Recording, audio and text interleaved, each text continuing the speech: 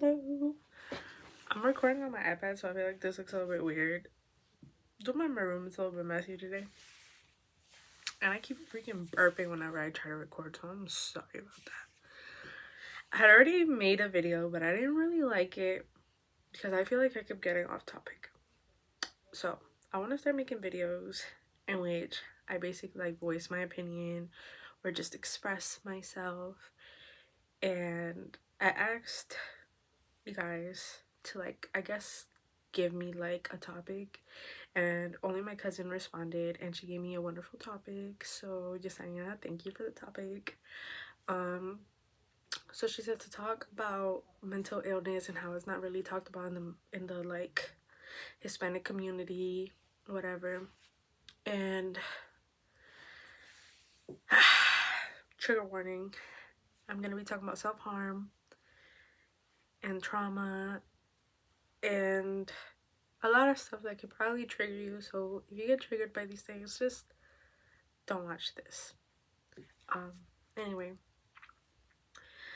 I didn't really feel like the depression like really hit me until I was like about 12, 13. um that's when I started to self-harm, and I would do it where nobody can see it because it was never really for, I guess, attention. And I just was kind of like ashamed that I was doing it. But my thing was just like, I just wanted to feel, because I just felt all these emotions, and then I don't really know how to describe the reason why I did it, and I don't know. It's just too much. So this day, I was in the shower and I hear my mom walk in the bathroom.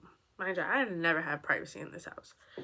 So I hear my mom walk in the bathroom, and then she just opens the shower curtain, and I was just like, what the fuck? And she was like, what's on your legs? And I was like, what are you talking about? She was like, what is that on your legs? Did you do that to yourself?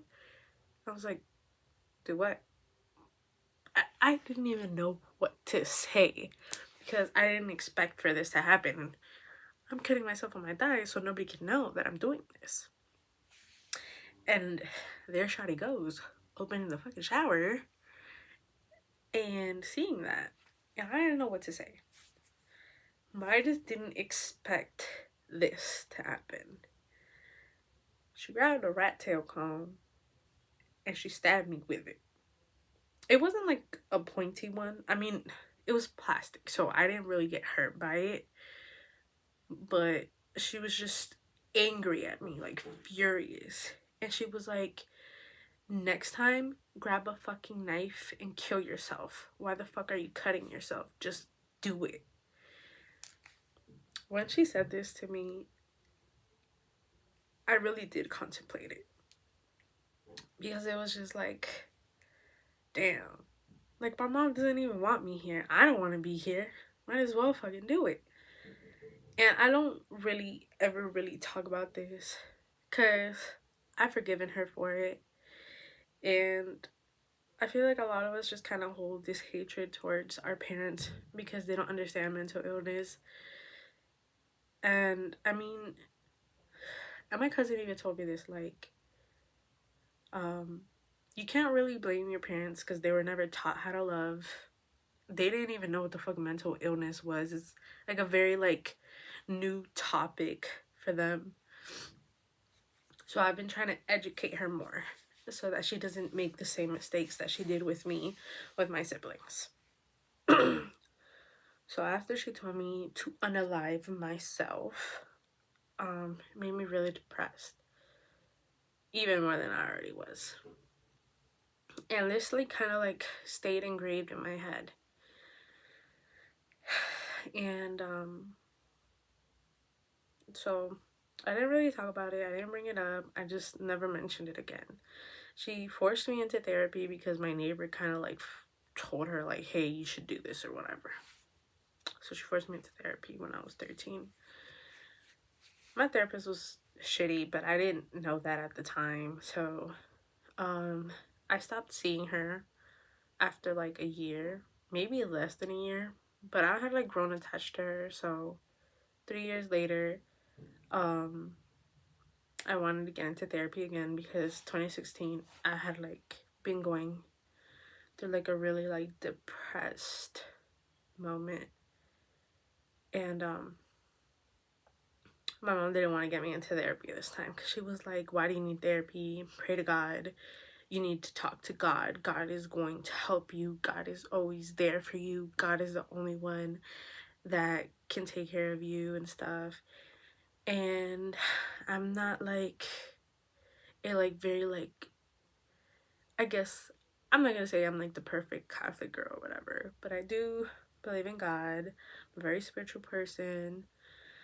Um, and yeah, so I would go to church with my mom, and I kept telling her like, no, I feel like I should go into therapy, and she kept telling me to pray, so I kept praying and praying and praying, and I feel like God was on my side this day. I mean, He's always on my side. He's always taking care of me, and yeah, I go through a lot of stuff, but I feel like God always finds a way. Yeah, and this time God found a way. So we had gone to church together. It was just kind of like a mom-daughter ritual to go to church on Sundays. Just me and her. Nobody else freaking wanted to go to church with us. So this day, like the scripture lecture, I don't know how to say it. Why does it look like someone's laying on my bed?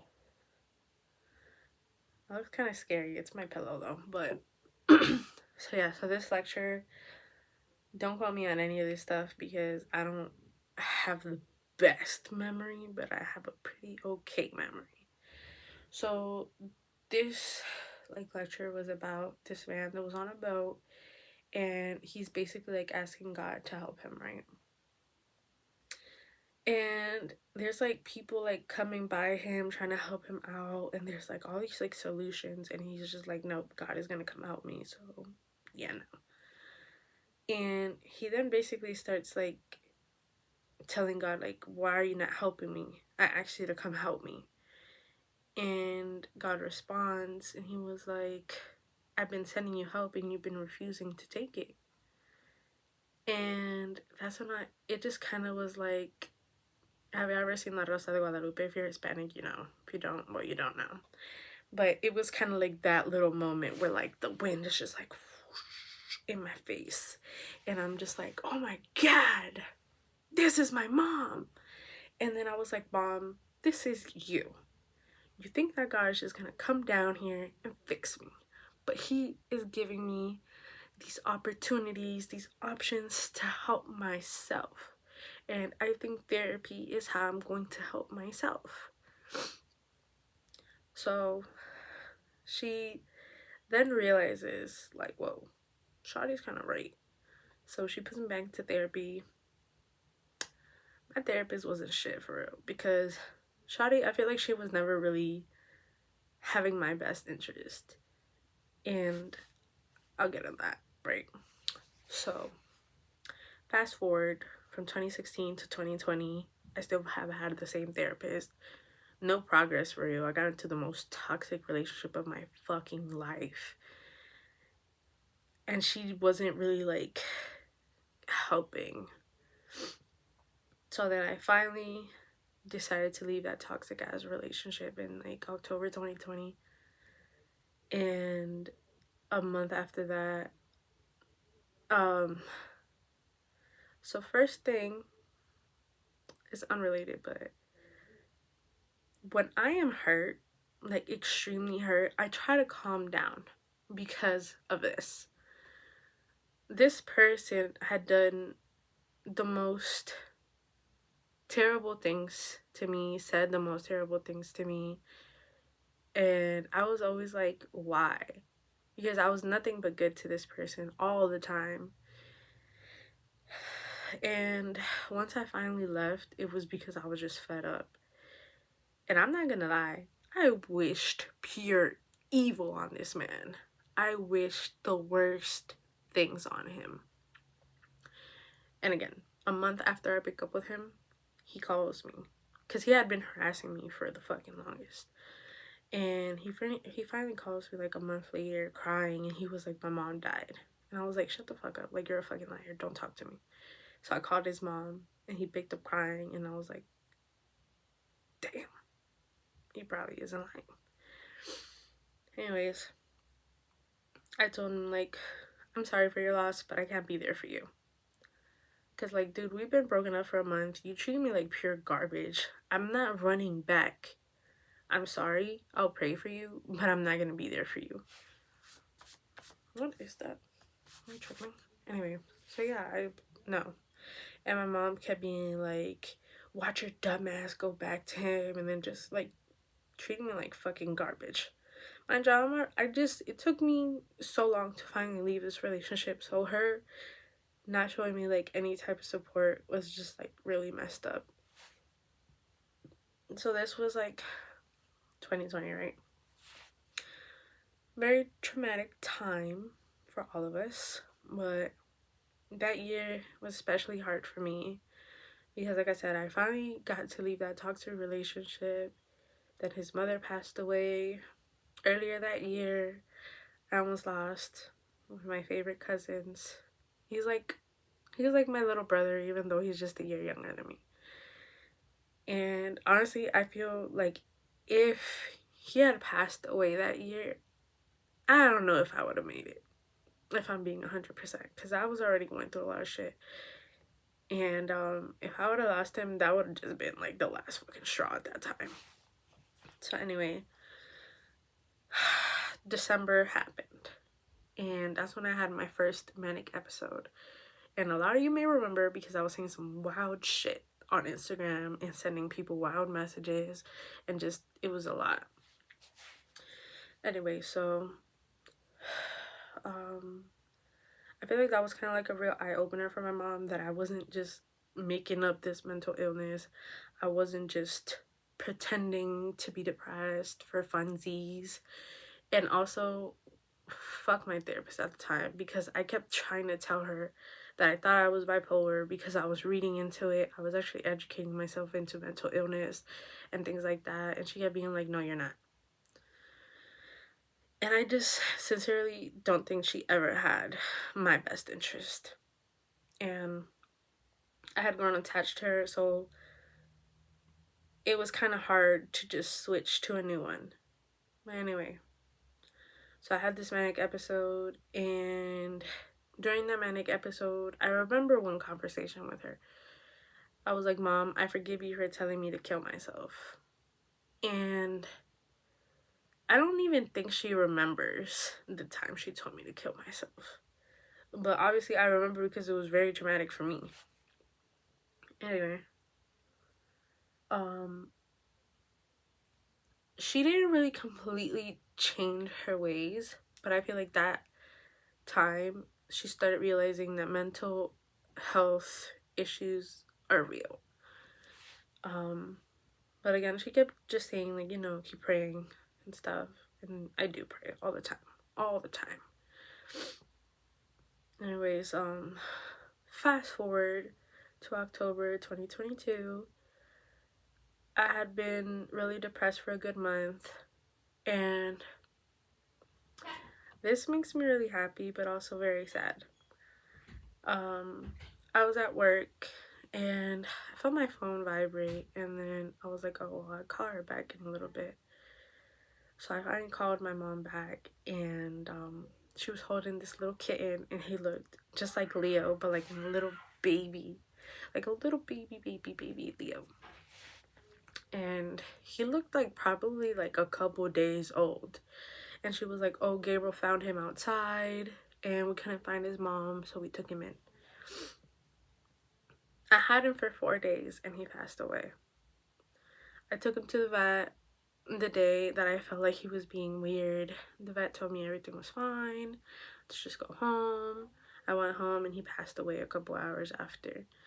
And like I said, I had been depressed for a good month now, and that like completely broke my heart. And I ran to my mom's room and I couldn't even speak because I kept crying so much. And I remember telling her once I could finally speak, it should have been me and not my cat. And she was like, don't say that, you know, God does everything for a reason. I was like, yeah, but why do these things keep happening to me?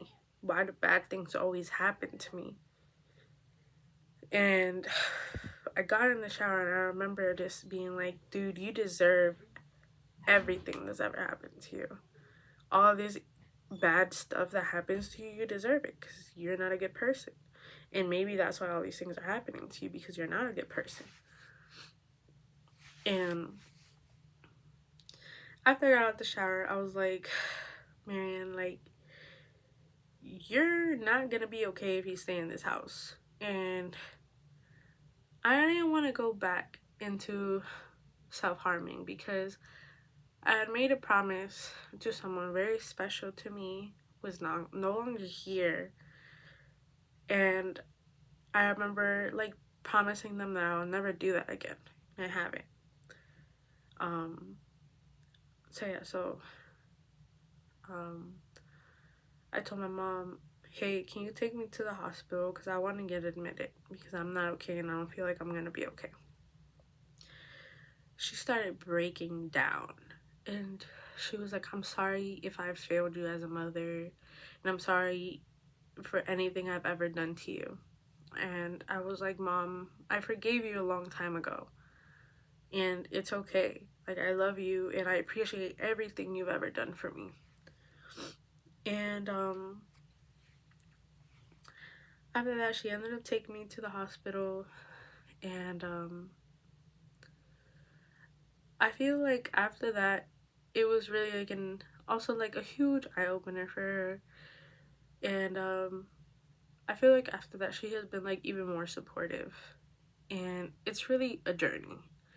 Trying to like teach yourself about a new like discovered mental illness, like something that I didn't really know too much about. I didn't even know I really had it. I had like suspicions, but I didn't know for sure. And trying to really like educate myself and my family about it has been hard. But I like that she has been taking the initiative. Like whenever I'm acting like a little different, she's like, have you been taking your medication? Are you sleeping good? You know, like, are you good? Today I had a panic attack, and my older cousin, shout out to Yvette, I love you, bitch. Anyways, my older cousin, I talked to her while I was going through my panic attack, and I was crying like really, really bad, and I couldn't even like breathe. So she started like guiding me through it. She was like, you know, take deep breaths. It's okay to cry. We'll just focus on breathing. And 20 minutes after I settled down, I called my mom and I told her what was happening. And she was like, are you sure you're okay? And she was trying to like really be there for me, which I'm really proud of her because she's come a long way from like 2013 when she told me to kill myself. And I feel like a lot of us, like I said, tend to just blame our parents, but they're all learning. Not our obligation to teach them, but just be patient because there's no handbook on being a parent. But yeah, overall, like, I feel like it's a process trying to teach like your parents about mental illness and how to like help you deal with it, and how to like basically like admit that they probably are going through a lot of stuff too mentally, and they just need to learn how to address it and communicate better. And overall, my therapist now, she's amazing. We had like our little moment a couple months ago, but she's overall helped me so much. From June till now, she's helped me so much. What my therapist couldn't fucking do from like 13 till freaking 22. No, I was like 21 when I stopped seeing her. I'm about to be 22. So for 8 fucking years, she couldn't help me at all. And what Shawty couldn't do in 8 years, my current therapist did in like half a year. Probably even less.